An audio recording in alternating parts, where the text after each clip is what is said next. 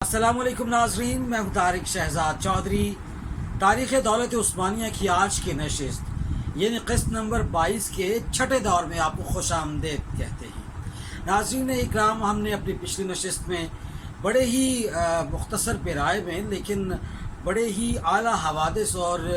کتب کے حوالے کے ساتھ ہم نے یہ جانا کہ کس طرح سے مشکل حالات کے باوجود سلطان فاتح نے وہ تمام کی تمام مشکلات کو سامنے رکھتے ہوئے مشکل فیصلے کیے۔ یعنی کسی حکمران کے لیے کتنا ضروری ہوتا ہے کہ وہ نامساعد حالات کے اندر، ناگفتہ صورتحال کے اندر اپنی جو صلاحیتیں ہیں ان کو بروئے کار لائے۔ یعنی اس میں ہم نے جب ابتدائی ادوار کا سلسلہ جاری تھا، ہم نے سلطان الپ شاہ کے حوالے سے بات کی۔ ہم نے دیکھا کہ کس طرح سے 13ویں صدی کے آغاز کے اندر انہوں نے سلجوقوں کی نمائندگی کرتے ہوئے کتنی دیدہ دلیری کے ساتھ انہوں نے ڈاماڈوس جیسے لشکر کو 1.25 لاکھ کے لشکر کو انہوں نے شکست دی، جبکہ ان کا اپنا لشکر صرف اور صرف قریب کوئی 35,000 فوجیوں پر مشتمل تھا۔ یہی چیز ہم یہاں پر دیکھ رہے ہیں کہ جتنی عزم، ہمت، حوصلہ، وہی جہاں ہے تیرا جسے تو کرے پیدا، یہ سنگ و خشت نہیں جو تیری نگاہ میں ہے۔ تو یہ اقبال کے شعر کی مصداقی ہے۔ اب عثمانیوں نے اپنی پوری کوشش کی، یعنی سالم رشیدی صاحب اپنی کتاب محمد فاتح کے صفحہ نمبر 744 میں یہ لکھتے ہیں کہ عثمانیوں نے شہر میں گھسنے کا تمام جو بھی میسر طریقے تھے سبھی بروئے کار لائے، لیکن ان میں سے کوئی بھی ایک طریقہ کامیاب نہ ہوا۔ یعنی آپ صورتحال کا اندازہ لگائیے کہ ایک طرف تو سلطان کی فوج کو پے در پے حملوں کا سامنا ہے، اور فوج کی پسپائی کے ساتھ ساتھ ہونے والے جو اندرونی چیمگوئیاں اور حالات کے جو چیرہ دستیاں ہیں وہ اپنوں کو بھی اس حال اور اس نہج پر لا کھڑا کر دیا ہے کہ بابانگے دہل وہ بھی یہ کہنے پر مجبور ہے کہ جناب اب بہت ہو گیا، میرا خیال ہے ہمیں رخت سفر کوش کر لینا چاہیے، باندھ لینا چاہیے اور اب جانا چاہیے۔ لیکن طے ہوا تھا کہ ہونا کیا ہے، راستہ کوئی بھی ہو منزل مقصود ہے، اور اس لیے سلطان محمد فاتح نے ہر وہ کوشش انہوں نے بروئے کار لائی۔ اسی حوالے سے انہوں نے ایک نیا چلتا پھرتا حرکت پذیر قلعے کا دماغ میں ان کے ایک ایسا خیال بیٹھا جو اس سے پہلے تاریخ دنیائے رزمگاہ کے اندر کبھی ایسا سلسلہ نہ بحریہ میں ہوا نہ ہی کہیں خشکی کے اندر ہوا۔ انہوں نے لکڑی کے تختوں کے ساتھ کچھ 3 منزلہ ایک بہت بڑا چلتا پھرتا ایسا قلعہ بنایا جو پانی کے اندر چل سکے اور شاخ زیریں کے قریب جا سکے۔ یہ قلعہ 3 منزلوں پر مشتمل تھا، اور قلعہ کی جو فصیل تھی، جو قسطنطنیہ کی جو فصیل تھی وہ تقریباً 60 فٹ تھی، اور اس کے اوپر پھر وہ جو برج تھے ان کی اگر لمبائی ڈالی جائے، اونچائی ڈالی جائے تو تقریباً ان کی اونچائی بھی 20 فٹ کے قریب تھی۔ یوں 80 فٹ تو اس قسطنطنیہ کی جو حصار تھا، اس کی اپنی جو دیوار تھی، اس کی جو فصیل تھی وہ بلند تھی، اور یہ قلعہ جب یوں اس کی جو منزلیں تھی یہ بھی تقریباً ملا کر 3 منزلوں پر یہ اس سے تقریباً کچھ بلند تھا۔ آہستہ آہستہ عثمانیوں نے یہ جو قلعہ تھا یہ جب بنایا تو اس کے اندر 3 چیزوں کا بڑا خیال رکھا۔ پہلی بات تو یہ تھی کہ جو قلعے کی دیواریں ہیں وہ اتنی متحرک اور اتنی زبردست قسم کی ہوں، اس کی منزلیں کہ جس پر سپاہ جو ہے وہ بیٹھ کر باقاعدہ طور پر نشانے لے کر وہ اپنے جو ان کے دشمن ہیں ان کا مقابلہ کریں۔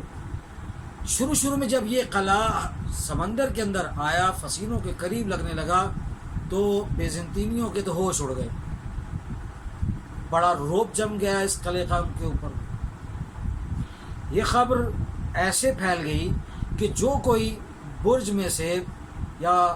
فصیل میں سے بیزنطینی سپاہی سر باہر نکالتا تو اس دوران عثمانی اس چلتے پھرتے قلعہ کے اندر سوار تیر انداز اور رال باز اور آتشی گولے پھینکنے والے اپنا کوئی وار خطا نہ کرتے. اس طرح یہ کسی کے اندر جرت ہی پیدا نہیں ہو رہی تھی کہ وہ اس قلعے کے ساتھ کوئی مقابلہ کرے. اس امر کی خبر جب بیزنطینی سلطان کو ملی، شاہ کو ملی، تو وہ اسی طرح دوڑا دوڑا آیا اور اس نے خود اپنی نگرانی میں ایک بہت زبردست قسم کا اس نے حملہ کیا اور اس کی ساری کی ساری تیاری آگ پر مشتمل تھی. عثمانیوں نے اپنے اس چلتے پھرتے حرکت پذیر قلعے کے اوپر چمڑا اور گیلا چمڑا استعمال کیا تھا، اور اس کے ساتھ لکڑی کے تختوں کو آگ سے بچانے کے لیے بھی انہوں نے خاص قسم کا اس کے اوپر بندوبست کر رکھا تھا. گیلے چمڑے کو چونکہ آگ جلدی نہیں پڑتی، اور اس کے ساتھ ساتھ انہوں نے جو زرہ پہنا رکھی تھی اس پورے قلعے کو، وہ ایک اپنی تاریخ کے اندر بہت بڑی ایک عجوبہ قسم کی چیز ہے کہ انہوں نے قلعے کو کس طرح سے زرہ پہنا کر اس پر گیلا چمڑا اس میں چڑھا کر اتنا مضبوط کر. جب بیزنطینی فرما روا خود میدان میں آیا تو اس نے جو آتش بازی وہاں پہ کروائی اس قلعے کے اوپر، اتنی آتش بازی کروائی. اس سے قبل ہم دیکھ رہے ہیں کہ جس طرح یہ قلعہ 7 فصیلوں کے لگا، اور یہ باب رومانوس کے قریب جب لگا جا کر، تو وہاں سے جو مسلمان قیدی اندر موجود تھے انہوں نے نعرہ تکبیر کے نعرے بلند کیے، اور انہوں نے فصیلوں پر آنے کی اور وہاں سے قلعے کے ذریعے اترنے کی کوشش بھی کی. لیکن جو میں نے عرض کیا کہ ارادہ تھا بیزنطینی سلطان کا، بیزنطینی فرما روا کو اپنی شکست سامنے نظر آئی تو اس نے فوری طور پر جو گولہ باری کی، جو آتش فشانی کی، اور جو اس نے آتش بازی کی، یہ قلعہ اور اس پر موجود تمام کے تمام محافظ اور تمام کے تمام سپاہ دولت عثمانیہ ایک ایک کر کے سبھی شہید ہوئے، اور آخرکار یہ قلعہ بھی سمندر میں غرق ہو گئے. اسی حوالے سے یہ کتاب ہے سلطان محمد فاتح کی سالم رشیدی 122 نمبر صفحہ پر لکھتے ہیں کہ سلطان بذات خود یہ سارا عمل دیکھ رہا تھا. آپ اندازہ لگائیں، اب سلطان یہ سارا عمل خود دیکھ رہا ہے، اور دیکھنے کے بعد اپنے اس گیلے چمڑے اور لکڑی کے تختوں کے ساتھ بنے ہوئے اس قلعے کو، جس کو لوہے کی، جس کو ایک زرہ بھی پہنائی گئی ہے، اس کو ڈوبتا دیکھ کر، ساری اپنی عثمانی سپاہ کو ڈوبتا دیکھ کر، اس نے یہ فیصلہ کیا کہ کل ہم اس طرح کے 4 قلعے اور بنائیں گے. یعنی آپ دیکھیے کہ کیا دماغ میں اس بندے کے چل رہا تھا، اور کس طرح سے سلطان فاتح جو ہے وہ عزم صمیم کے ساتھ وہ پہلے سے زیادہ بڑا حملہ کرنے کی کوشش کر رہا تھا، اور نئے سے نیا منفرد، کوئی پتہ نہیں اگلی چال کیا ہے، کس طرف سے حملہ ہونے جا رہا ہے. جس طرح کہ بیزنطینی فرما روا کو بھی پتہ تھا. محاصرہ طول پکڑا، بیزنطینی تھک گئے. یہ تقریباً بات ہے کوئی 24 مئی کی کہ یاس اور قنوطیت کے سائے ان کے اوپر چھا چکے تھے بیزنطینی سپاہ کے اوپر، اور 25 مئی کو حضرت مریم کی مورتی لے کر انہوں نے اپنی دعائیں اور مناجات کی، اور ان کو پکارا، اور غیر معمولی گریہ جو ہے وہ کیا. اور 26 مئی کو بارش بھی ہوئی، بجلی بھی کڑکی، اور اس کے بعد ایک گولہ جو ہے وہ عثمانی سپاہ کا آیا صوفیہ چرچ کے اوپر، اس کی چھت پر جا گرا، جس کو وہاں کے رہنے والے لوگوں نے بدشگونی قرار دیا، اور ان کے جو دین عیسائیت یا عیسائی جو اس کے جو اہل دانش اور اہل عقل لوگ تھے، انہوں نے یہ کہا کہ یہ بدشگونی ہے، ہمارا اللہ ہم سے ناراض ہو چکا ہے. کئی لوگوں نے مشورہ دیا کہ شہر چھوڑ دینا چاہیے. بیزنطینی فرما روا کو اب یہ مکمل یقین ہو چکا تھا کہ اب کوئی پتہ نہیں کب کس وقت عثمانی سپاہ کس ذریعے سے، کس راستے سے، کس خندق کے ذریعے آئیں اور اس شہر پر قابض ہوں۔ خندق کے حوالے سے بھی یہ بتاتے چلیں، چونکہ